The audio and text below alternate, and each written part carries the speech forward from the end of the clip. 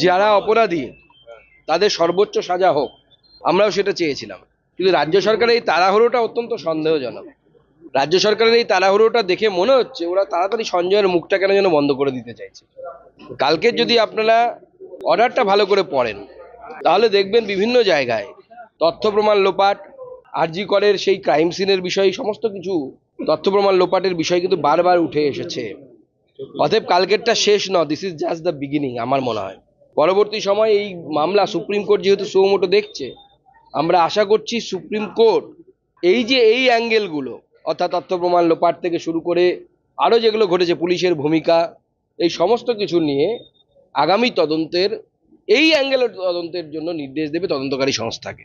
এবং মমতা বন্দ্যোপাধ্যায় এবং তার দলবল ওটাই ভয় পাচ্ছে, কারণ সঞ্জয় যে প্রকৃত দোষী তার স্ত্রী কিনা বা তার সাথে আরও একাধিক লোক দোষী আছে কিনা, সেই বিষয়ে সঞ্জয়ের বক্তব্য মাঝে মাঝে সন্দেহের উদ্রেক করেছে।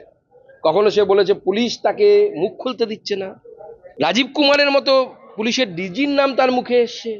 এই সমস্ত বিষয় আমার মনে হয় তদন্ত হওয়া প্রয়োজন। এবং শুধু সঞ্জয় নয়, সঞ্জয় সহ যারা এই ঘৃণিত অপরাধে যারা জড়িত, প্রত্যেকের ক্যাপিটাল পানিশমেন্ট হওয়া দরকার, শুধু একা সঞ্জয়ের না। কিন্তু তৃণমূল একা সঞ্জয়কে ক্যাপিটাল পানিশমেন্ট দেওয়ার জন্য উদ্গ্রীব হয়ে উঠেছে।